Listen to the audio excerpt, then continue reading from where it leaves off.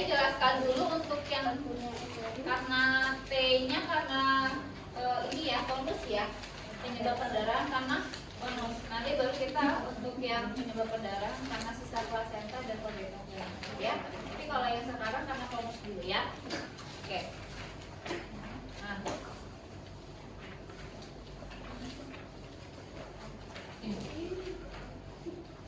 Penyebab perdarahan karena konus ya. Nah, apabila terjadi perdarahan kita cek dulu penyebabnya karena apa ya. Apa itu tanda-tanda atonia uteri? Yang pertama kontraksinya lembek atau tidak ada ya. Terus kemudian yang kedua perdarahan aktif lebih dari 500 cc. Terus yang ketiga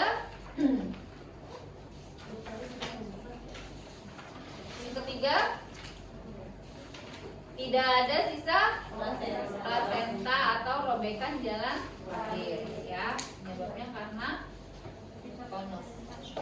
Oke, sudah kita cek, oh ternyata dia perdarahannya lebih dari 500 cc, 600 cc, ya kan? Nah, di sini kita langsung sifat apabila udah kumpul nih, udah kumpul 3 gini, jadi sifatnya kita ada instruksi. Atin. Bu Leni. Bu Atin bagian lemah, Bu Leni bagian kepala. Jadi sifatnya adalah instruksi. Tapi kita harus tahu dia kompetennya di mana. Gitu ya. Nah, terus kemudian apabila di fresh graduate semuanya dia belum tahu apa yang harus dia lakukan. Sifatnya juga kita tetap instruksi, langsung informasikan. Bu Atin bagian lengan dan Bu Leni bagian kepala. Kita kasih tahu dia harus ngapain. Bu Atin pasang infus, Bu Leni bebaskan jalan nafas. Gitu. Ya. Cepat basalnya. Nah, di sini kita ngapain? Semua pekerjaan itu dilakukan secara bersamaan. A dan B melakukan tugasnya, C dan D juga melakukan tugasnya, bagian yang perut ke bawah juga melakukan tugasnya. Jadi semua itu dilakukan secara bersamaan. Nggak boleh ini dulu, nggak bisa. Kenapa? Karena kalau misalkan pasang infus dulu ini belum di KBI, ya belum cek kandung kemih, itu darah udah ngocor kemana-mana. Jadi semua itu dilakukan secara bersamaan. Atau kita KBI dulu di sini belum pasang itu, kalau darah sudah keluar banyak nanti susah cari venanya. Iya. Keburu shock pasiennya. Ya. Sebelum terjadi tanda-tanda shock kita kasih dulu oksigen. Ya. Seperti itu. Oke? Paham sampai di sini? Jadi semua dilakukan secara bersamaan. Ya. Kita cek bahwa perdarahan karena atonia uteri. Terus kemudian apa yang kita harus lakukan pertama kali? Pastikan kandung kemih kosong.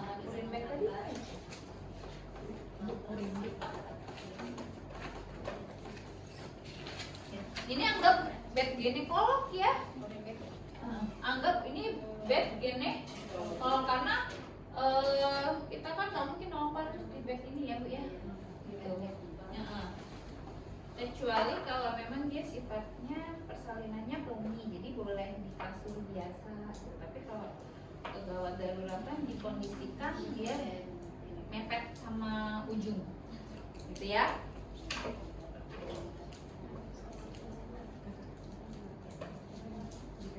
Ini anggap rata ya, semuanya dasarnya sama. Kita pastikan kandung kemih kosong, kita masukkan apa namanya jelly ya.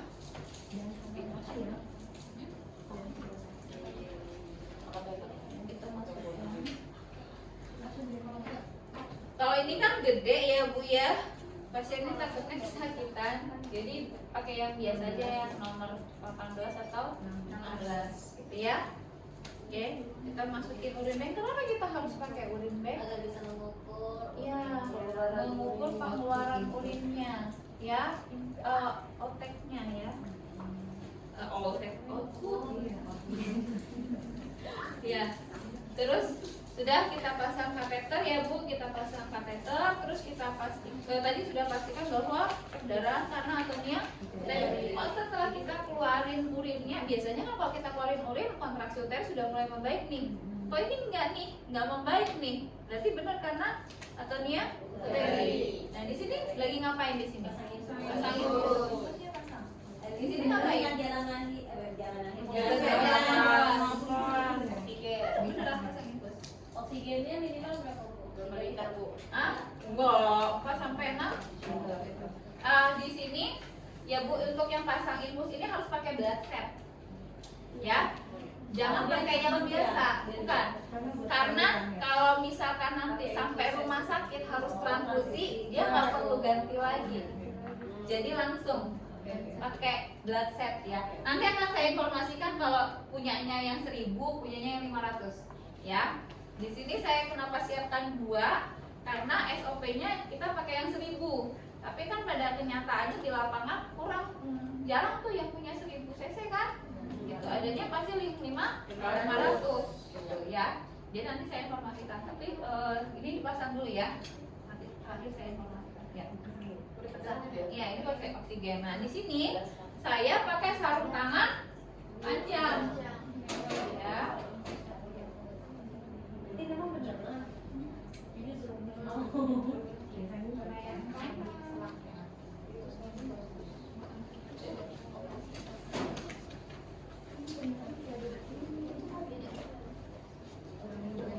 Klaim aja, netes nggak? Kalau apa namanya, boketnya pakai nomor berapa? 16 atau 18. Jadi boleh 16, boleh 18. Nah kalau pakai yang besar itu biasanya kalau sudah keluar cairan itu apa namanya, perdarahan banyak, itu biasanya agak sulit untuk masuknya karena pemainnya sudah mulai. Kalau nggak dapat Bu, kita pakai yang 18, boleh ganti 20. Yang penting dia dipasang infusnya ya.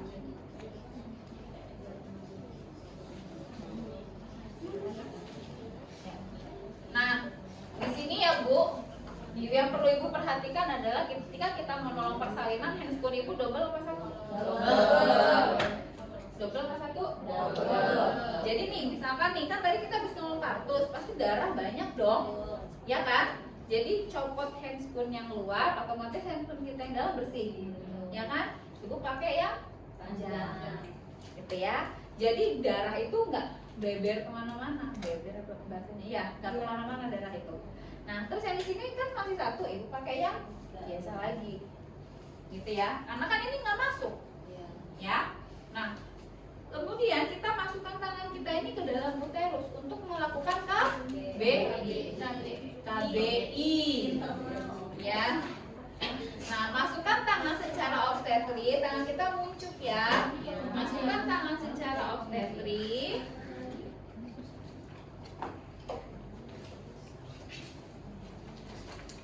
Masukkan tangan secara obstetrik, kemudian tangan kiri ini pindah kemana? Lurus. Iya nanti Bu. Itu dulu. Kokosan dulu. Nanti ada waktu. Ya. Masukkan tangan secara obstetrik, tangan kiri pindah ke lurus, mencakup semua. Jadi nyangkupnya bukan begini Bu. Ini. Ini jadi gini. Ini. Ya, masukin semua dulu ya.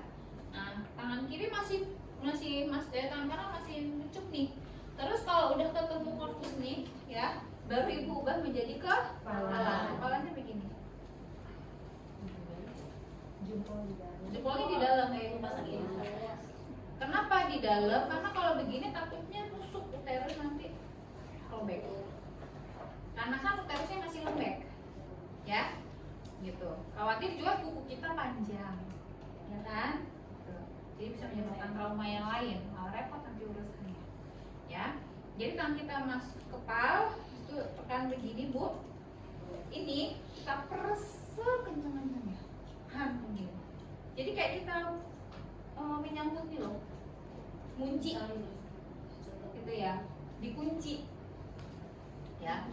Dan ini Ibu nggak boleh goyang-goyang, pegel. Tangan itu memang pegel. Saya waktu itu KBI pegel banget emang di sini setelahnya sih, pada saat KBI memang pegel banget. Nah, jadi itu tangan nggak boleh goyang-goyang. Kalau goyang itu darah langsung keluar lagi. Nah, nanti ketika dia sudah mulai berkontraksi, dia akan menjauh dengan sendirinya. Oke, coba. Nah, jadi posisi tangan kan kita begini ya. Ini real, bukan bohongan ya Bu. Jadi realnya memang begini nanti di dalam uterus, ya. Nah, itu nanti dia akan menjauh. Mungkin yang sudah pernah KBI juga merasakan ya. Jadi ketika sudah mulai berkontraksi itu dia akan menjauh.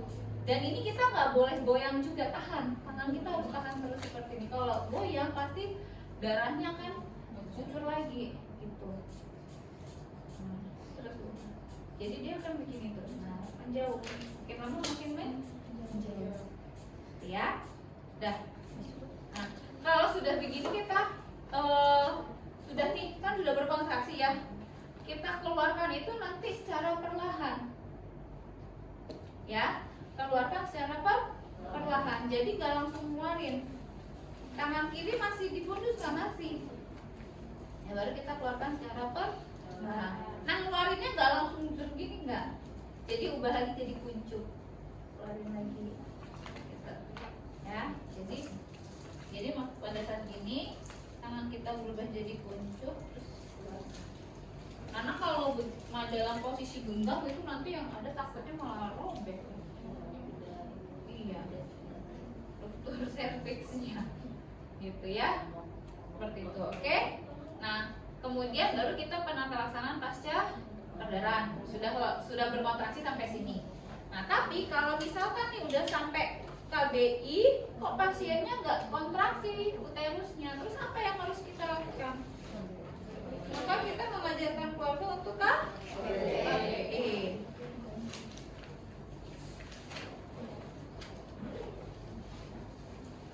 Kalau misalkan nggak ada keluarga, gimana Bu? Asisten. Kemarin itu pasien saya perdarahan nggak ada keluarganya sama sekali. Jadi dia sendiri. Jadi dia berjuang untuk hidup itu dia sendiri. Ya, karena suaminya harus cari uang untuk, dan dia memang nggak punya keluarga. Jadi dia hanya betul-betul hidup berdua dengan suaminya. Ya. Jadi dia betul-betul bersalin itu dia sendiri. Ya. Nah, pada saat kita mau melakukan pada saat kita mau mengajarkan KBE, ya tangan kita jangan dikeluarin dulu ya Bu. Misalkan kan keluarga itu kan orang awam ya, dia nggak tahu kepala itu yang benar seperti apa, ya kan? Nah, instruksi kita pun harus jelas. Ya, instruksi kita pun harus jelas. Oke. Bapaknya mana? Pak, tolong tangan kanannya mengepal. Bapaknya belum tahu nih ngepal yang benar bagaimana. Pasti ngepal begini kan berarti ya. Nah, kita kasih tahu jempol di dalam. Gitu. Pak, tangan jempolnya di dalam. Oke. Tangan kiri Bapak mana? Ya, sini dekat tangan saya Pak, tangan kiri. Oke, langsung begini. Gini Pak, pegang ya. Jangan dilepas, pegang begini ya Pak. Oke. Nanti kalau sudah dapat instruksi lepas baru lepas. Selama saya belum bilang lepas, jangan dilepas. Jangan goyang-goyang gitu ya. Kalau dia bilang pegang, tahan. Ya ini buat istrinya gitu kan. Ya, tapi kalau misalkan asisten kita kan lebih mudah memberikan instruksi. Tapi kalau awam kita kan harus benar-benar jelas instruksinya. Nah, kiri Bapak udah ngepal? Sudah? Tangan Bapak udah ngepal? Udah. Jangan dilepas ya, saya mau ngeluarin tangan saya keluar dulu perlahan. Ini kan pasti ngucur nih darahnya, langsung sambut. Nah, kalau ditanya Bu tangannya berarti kena darah dong? Ya iya. Ya, jelas kena darah. Terus gimana Bu PI-nya? Istri dia kan? Itu dibiarin aja. Iya kan? Yang ada PI itu. Ya iya kan? Ya kalau kita mau kasih handscoon ya silakan dia suruh pakai handscoon dulu. Gitu kan?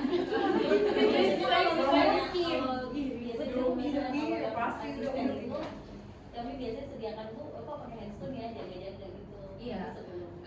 Tapi kan kalau misalkan di asisten kalau di asisten mah pasti dia pakai handscoon, ya kan? Kalau asisten dia pasti pakai handscoon.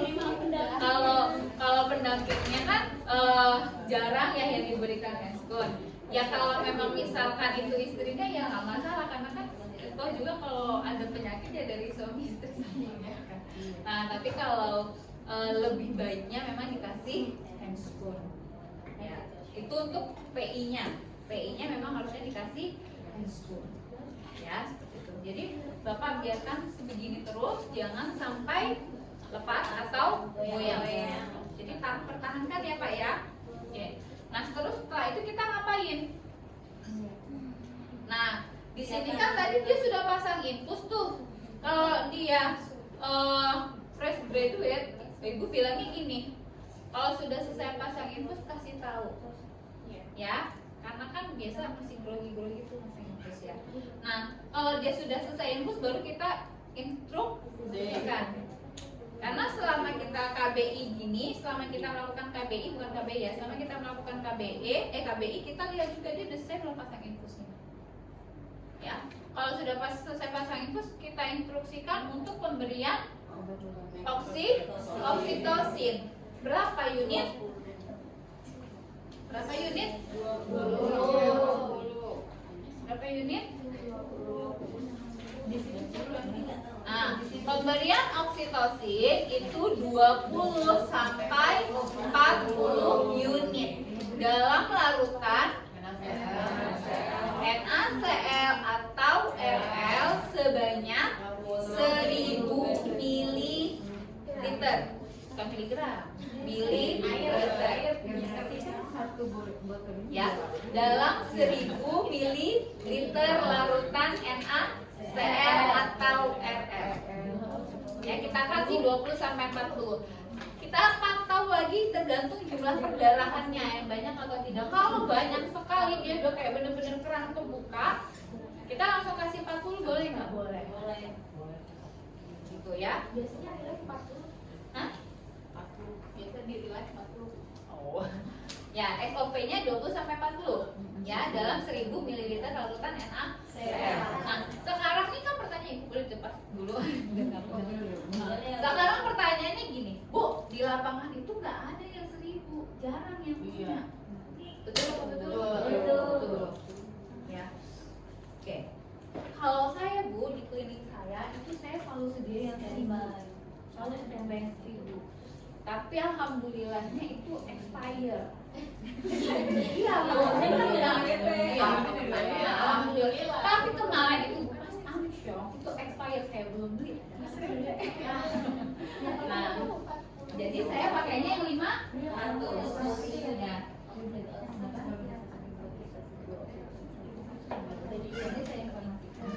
Ya, jadi gini Bu. Terus bagaimana Bu caranya?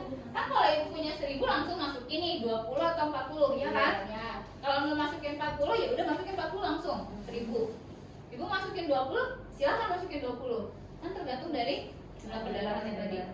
Nah, terus sekarang Bu saya cuma punyanya yang 500, gimana caranya? Kan sedangkan SOP-nya suruh masukin 1000. Ya kan? Jadi Ibu buat 2 jalur. 2 jalur. Ya, jadi 2 jalur ini.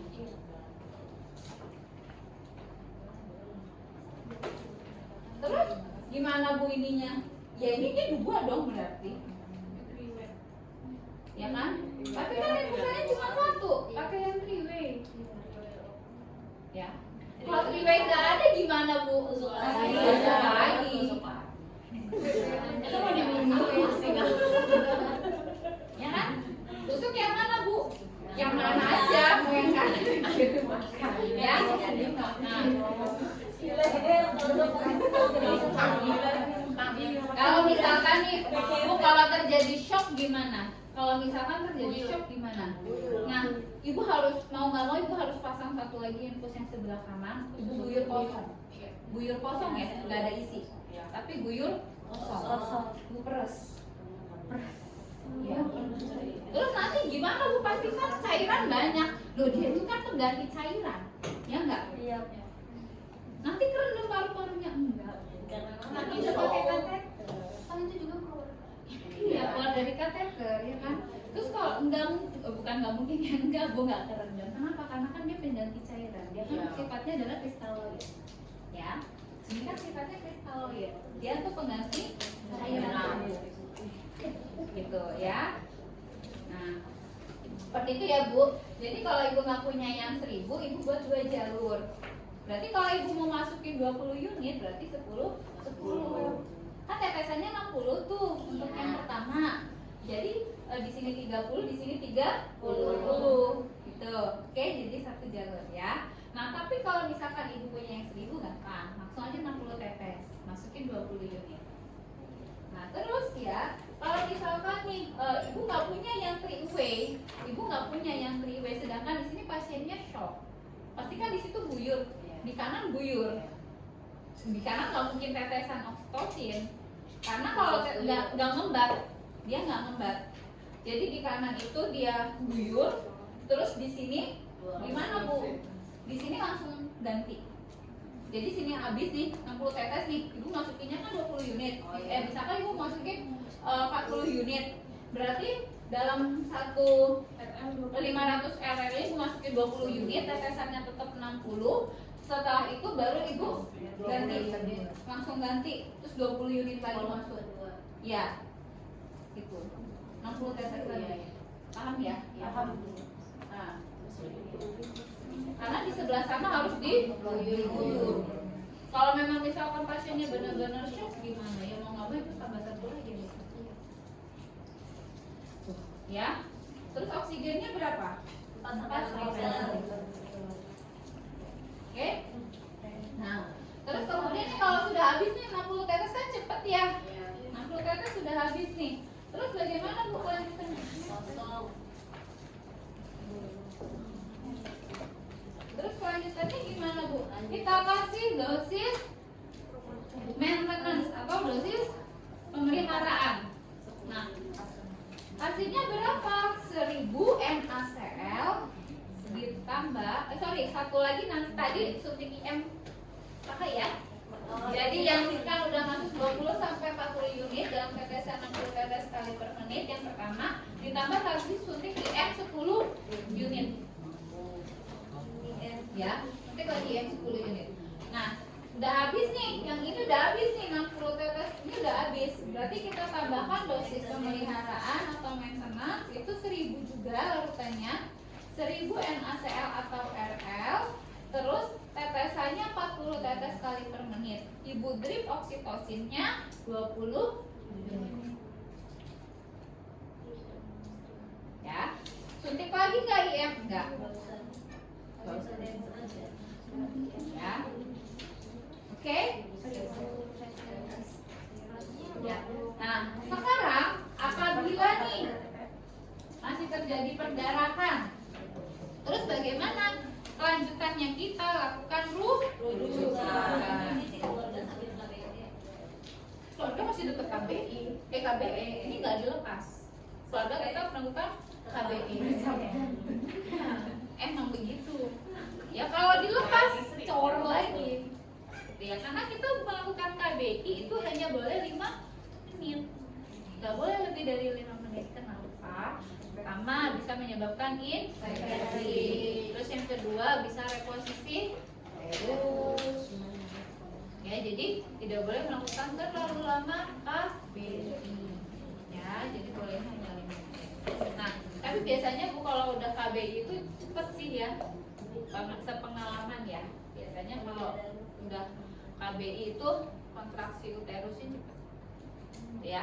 Nah, terus kemudian nih, Bu ini kok masih perdarahan juga ya, perdarahannya masih aktif.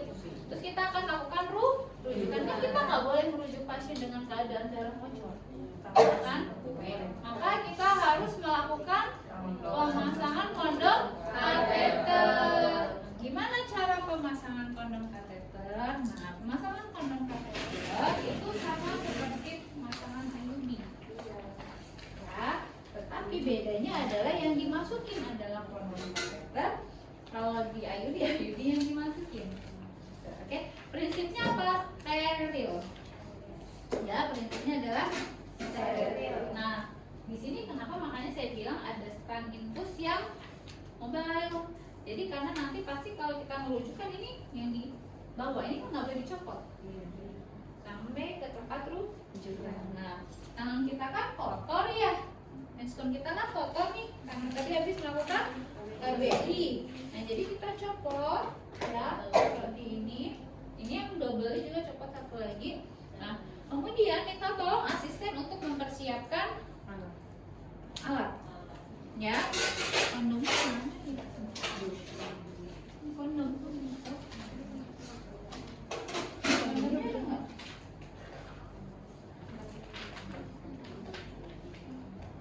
Nggak ada bukan ini. Aku minta tolong kondom.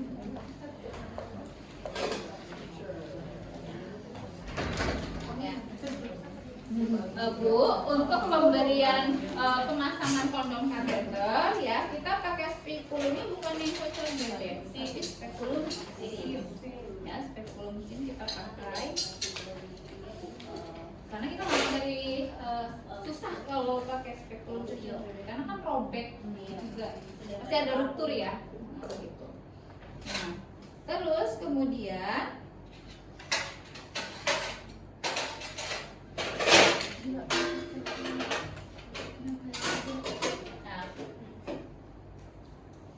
di sini Bu, yang kita pakai itu adalah tampon. Ini kenapa benangnya nyewer-nyewer? Sengaja tanda kalau ada berapa yang di dalam, ya sengaja. Jadi jangan dimasukin juga benangnya biar bisa gitu. Ya, biar gampang itu melepasin juga. Nah, terus kemudian kita pakai kateter itu yang nomor 24 ya, tapi agak sulit. Kateter 24 itu yang besar ya, tapi memang agak sulit dapatnya. Boleh nggak pakai yang double? Terus kenapa ini pakai infuset nggak pakai blanset? Karena nggak ada kaitannya nanti kita transfusi pakai kondom kateter ya, jadi pakai yang infuset aja. Nah, di sini Bu, Ibu lihat biasanya infuset itu ada yang ada sayapnya gini ya, ada yang nggak ada. Nah, sebaiknya kalau untuk pakai kondom kateter yang nggak ada sayapnya. Tapi kalau memang misalkan ada sayapnya, Ibu gunting aja, masukin di sini nanti. Tapi masukinnya nanti nggak sekarang, ya. Oke. Prinsip dari kondom kateter itu adalah steril.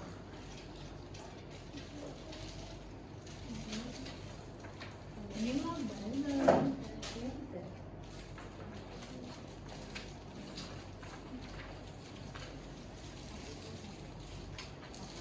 Nah, ini yang mempersiapkan semuanya adalah asisten. Ya, Bu.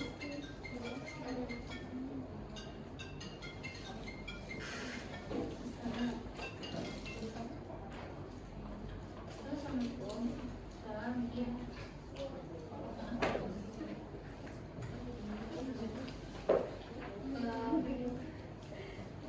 Tunggu ya, saya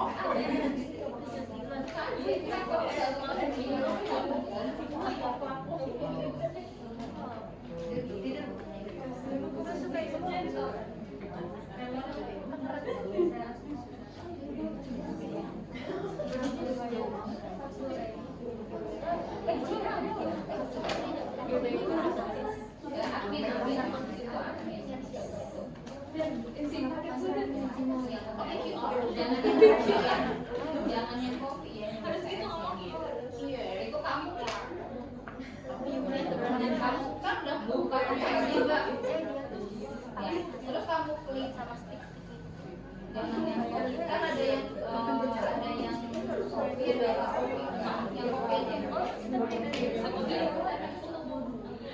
ya, yang buka kopi ya. Nah, kamu klik yang kayak kopi, terus habis itu klik kanan, klik lagi tahan, kalau geser kamu masukin ke tempat admin dulu.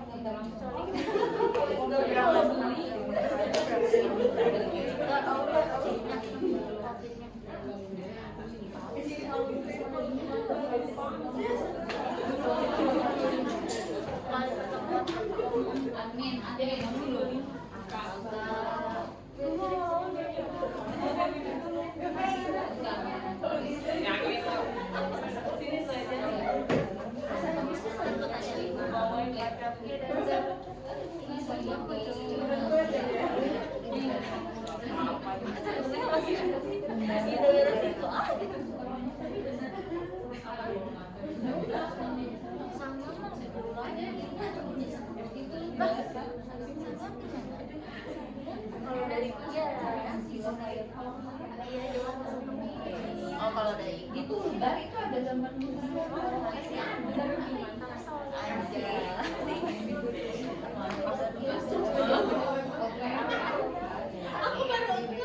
Sherlock mantap.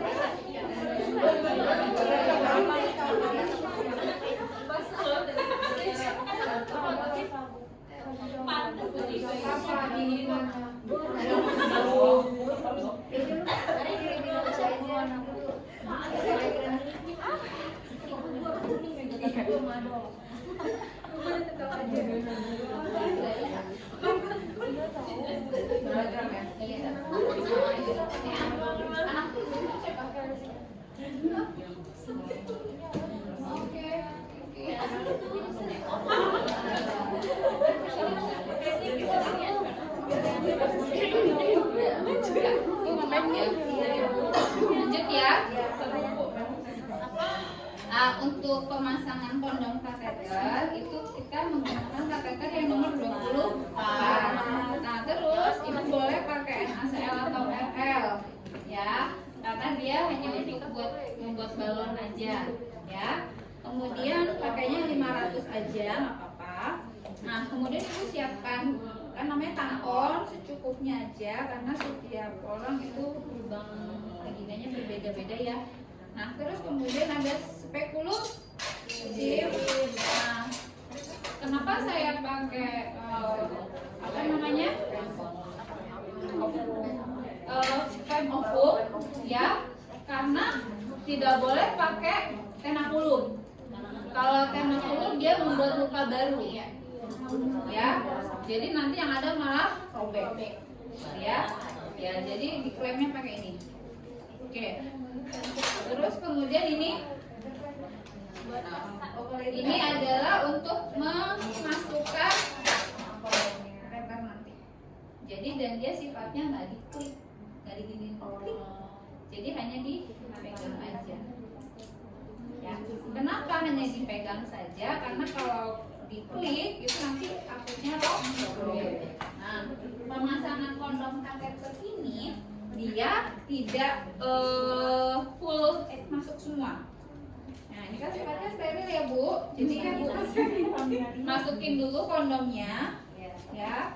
Terus taruh di bengkok. Nah, ini kateternya pun masukkan dulu karena dia sifatnya steril. Jadi kita masih dibungkus ya. Jadi masukin, langsung dimasukin. Kemudian langsung pakai sarung tangan steril ya, karena kita akan megang ini pakai sarung tangan steril. Nah, ibu ini yang mempersiapkan siapa? Leader dan asisten ya.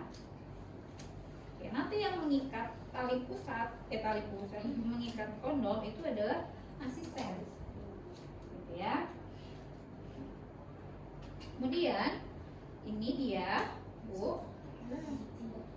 Nah, ini masukin Masukin ke dalam. Udah nggak ada bunyi mas. Iya, ini udah yang mana? Nah, udah expired. Terus ini Bu nggak boleh full. Jadi hanya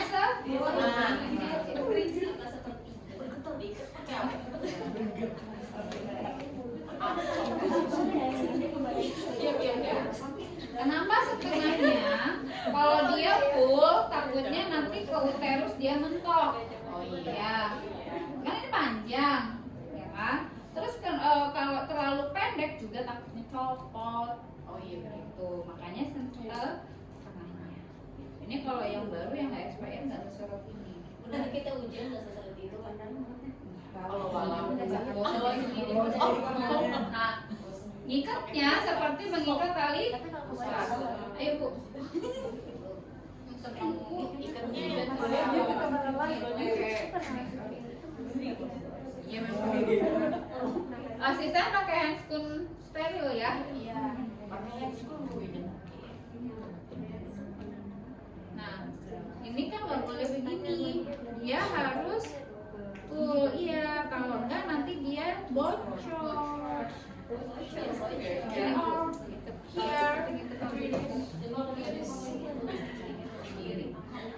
Gak boleh terlalu kencang, gak boleh terlalu kendor. Kalau terlalu kencang dia nggak masuk airnya, kalau terlalu kendor dia pas.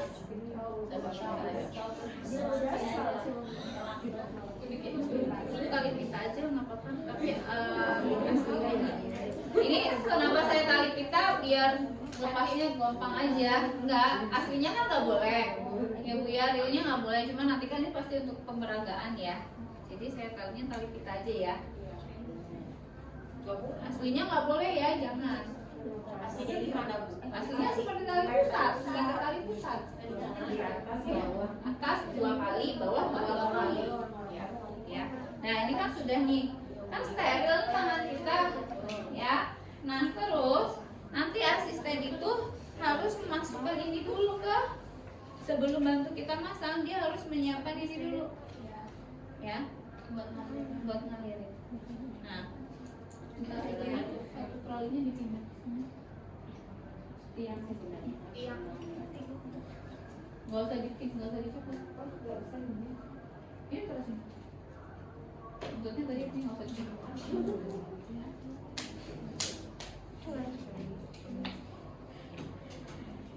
Harusnya pakai yang mobile ya Bu. Kalau yang mobile dia lebih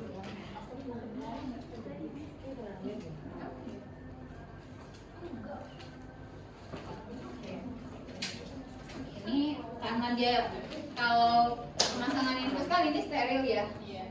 Karena apa ini di luar, jadi kita taruh di sini. Nah untuk alat itu harus di kanan nolong. Jadi posisinya seperti ini. Ya. Ini kita nggak boleh pegang apa-apa lagi karena kita sudah pakai handphone. Oke. Asistennya pakai handphone tadi sebelah sini.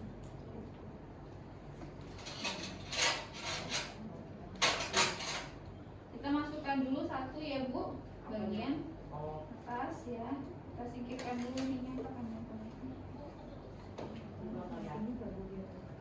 boleh, nggak kelihatan Bu. Nah, jadi posisinya itu ginekolog ya, sitotomi. Jadi masukkan dulu mirip seperti ini, pegang. Megangnya begini. Tangan. Ya. Nah, terus kemudian satunya ya Bu mirip bawah pegang itu. Itu kalau pakai jeli dan ya. Nah ini ya. Nah porsinya kita lihat ya. Kita lihat porsinya. Nah terus pakai jeli nggak? Pakai jeli nggak? nggak boleh pakai jeli.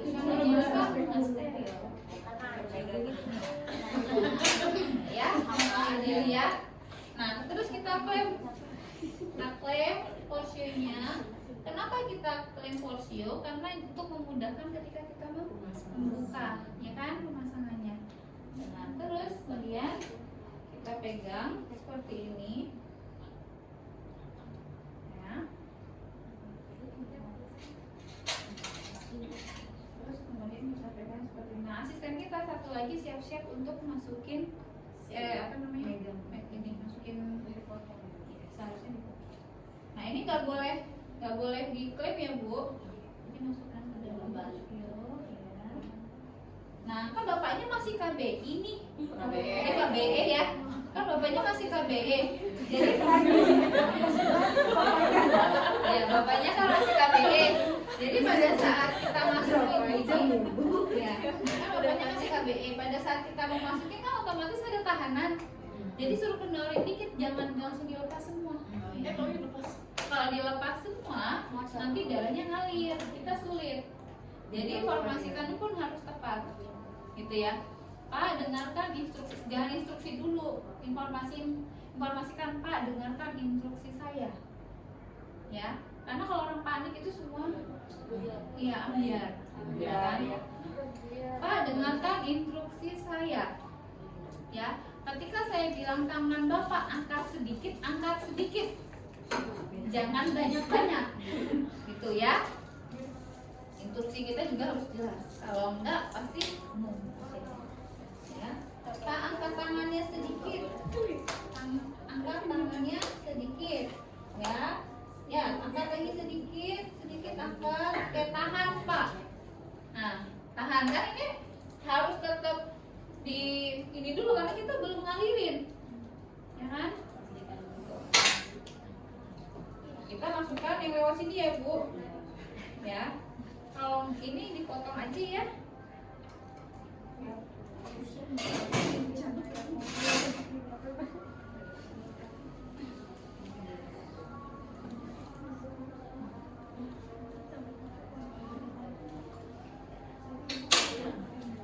Ini masukin Bu ke sini. Masukin, jangan salah masukin lubangnya. Nanti kalau lubang ibu sini ibu masukin jadinya balon dia, bukan kateternya yang keisi. Nah, masuk, terus baru ibu losin.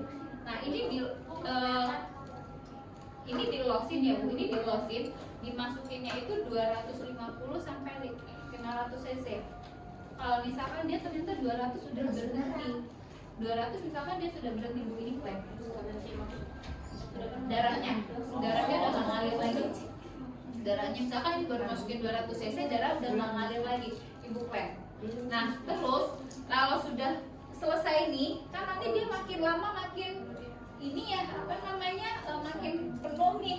Uterus kan berasa nih makin lama makin penuh. Nah kalau sudah selesai ini bapak itu biarkan aja ikuti alur untuk uterusnya berkontraksi. Jadi jangan langsung dilepas. Iya, gitu ya. Jadi Pak, kalau uterus perut ibunya makin lama makin mengeras, Bapak jangan lawan, biarkan aja. Toh kan tangan kita udah selesai, jadi boleh megang, gitu ya. Nah, terus habis itu sudah masuk nih 250 sampai 500. Misalnya kalau 200 ternyata udah penuh, udah nggak mengalir darahnya, boleh ibu klaim, ya. Nah, ininya yang diklaim, ya. Jangan ibu lepas, jangan ibu fiksasi dulu baru ibu klaim. Jadi biarkan dulu dia berhenti, selesai baru klaim, ya. Nah, sudah nih, sudah selesai baru ibu lakukan pelepasan ya. Terus habis itu ibu boleh, ini kan bekas darah, ibu boleh lakukan fiksasi dengan tangan. Nah, tergantung berapa, biar nggak goyang aja sih ibu, mau masukin 2 boleh, 1 boleh, yang penting dia nggak goyang, ya. Nah udah nih, misalkan kita masukin, ya kadang 1 juta, ini kegedean ini tabungnya. Ibu pakai ini. Nah sudah kita fiksasi, kalau sudah baru kita lepas. Kita lepas secara perlahan, atas dulu, miringkan, lepas. Polin miringkan. Nah, ini kita pertahankan sampai rujukan.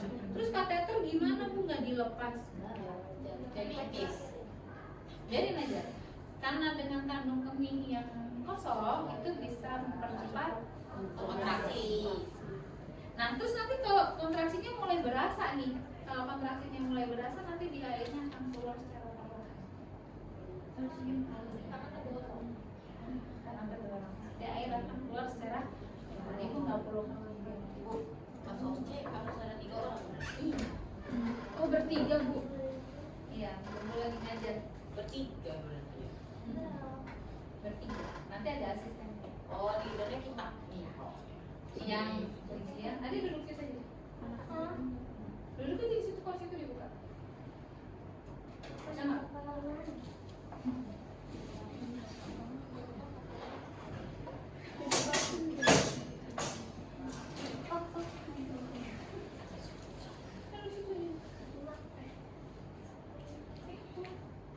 Itu punya gue. Yang berisik tapi ya. Ya, jadi kalau memang misalkan kontraksinya sudah bagus, nanti dia akan, iya, airnya nampol secara perlahan. Oke, ya sampai di sini sudah selesai. Jadi kita pertahankan rujukan, kita lakukan rujukan dengan mempertahankan kondom. Nah, kalau udah sampai rumah sakit, ibu nggak akan diomelin sama dokter karena darahnya udah nggak macam-macam. Kalau udah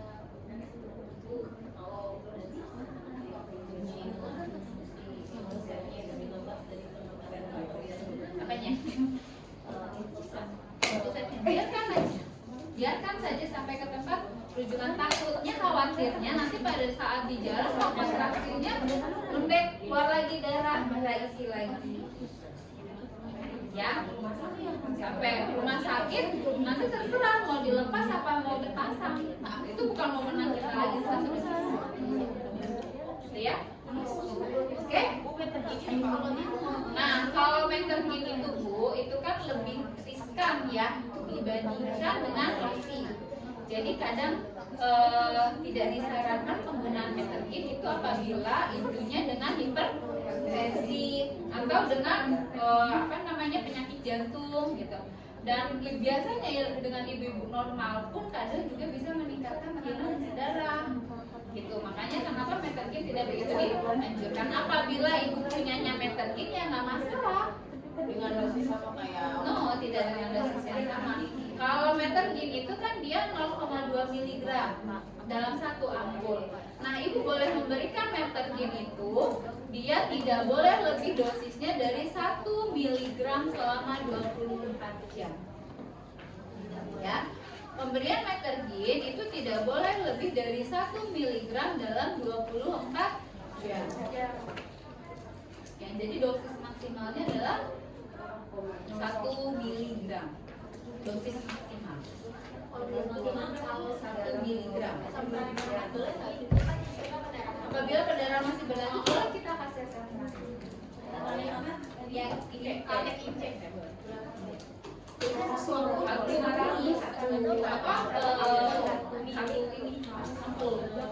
ampul itu kita kasihkan lewat TV.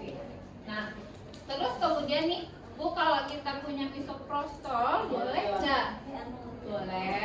Boleh ya. Lewatnya lewat mana? Rektal atau anus. Terus dosis maksimalnya berapa? Dosis maksimalnya adalah 1000 maksimal, ya. Jadi ibu nggak boleh kasih lebih dari 1000. Nah, terus pemberiannya lewat anus. Oke. Terus Bu, misoprostol itu tidak boleh digunakan untuk pasien yang dengan asma, terus bronkitis, pneumonia ya, yang dengan gangguan pernapasan. Ibu berarti kalau ibu kira berapa kali sih Bu? 200 kan 200 kan 1 miligram 1 miligram 1 tablet ya, jadi 5. Tapi kita jangan berpatokan sama ini ya, tablet ya, kondisi ya, patokannya sama dosis ya. Kalau bisa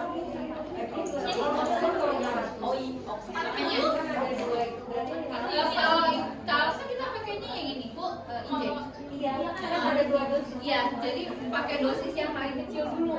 Kalau oksidatif biasanya kalau dari itu bisa kalau dia minum 40 unit unit satu Ya. iya Nggak boleh karena dia ininya beda Pak. biasanya 30 Apa perbandingannya nggak sesuai. Jadi 40 unit itu bolehnya dalam 1000. Berarti 25 Maksimal unit. pemberian opsi berapa? Nah, Itu kalau maksimal pemberian opsi itu adalah dalam 2000 mili. 2000 mili itu 80 unit. 20 mili, 2000 mili ya. Yang besar itu Bu, ya itu 80 unit maksimal. Tapi kalau IM enggak, IM apa? Ya, kalau IM kita masukin yang satu tadi nggak masalah. Jadi nggak lewat sini 10. Ya sini 10. biasanya Yang drip yang nggak boleh ngasih drip oksitosin itu dia dalam 2000 ml 80 unit. 80 unit.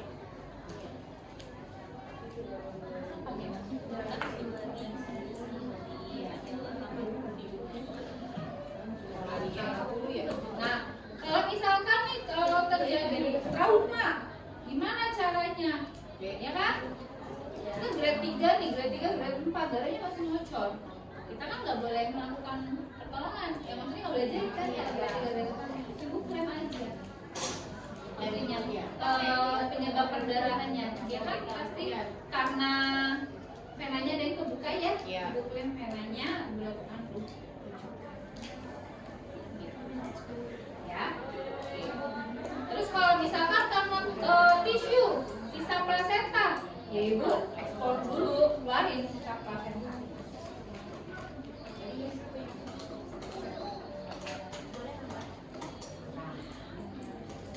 Ya, oke. Ada yang mau ditanyakan sampai di sini? Sudah cukup jelas? Pusing? pusing kalau misalnya dia jadinya karena kan biasanya ada beberapa yang nakal nih Bu, ada dorkit nih Bu, dia punya inersi utara jadi utar keluar, bisa nggak kita Masukin lagi. Nggak boleh masukin terus nggak boleh kita masuk. Misalkan dia udah inersianya udah keluar nih. Nggak kita masukin manual. Nggak boleh. Nanti yang ada malah rujuk Bu. Iya, nanti reposisi uterusnya nggak pas. Reposisi aja. Posisinya apa Bu? Posisinya adalah dorsal rectus. Jadi yang kepala lebih jadi kepala lebih rendah dari kanan atau dorsal. Yang jelas kepala lebih rendah. Tapi kan kalau dalam perjalanan ibunya sebelum pegel ya. Jadi posisinya adalah tendang. Makanya kita jangan dorkit Bu. Saya tuh paling anti dorkit.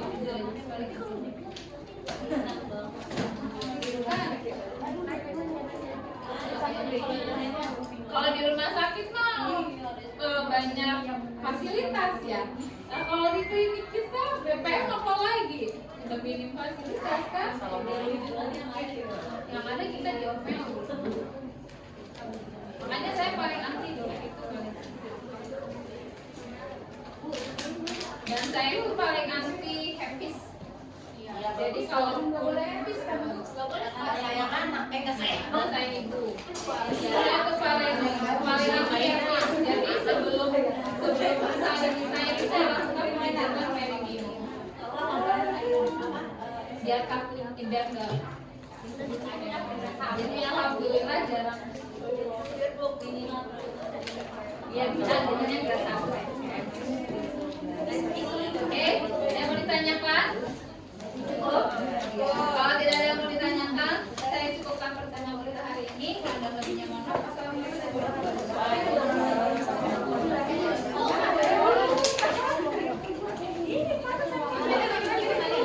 Bu, absennya mana?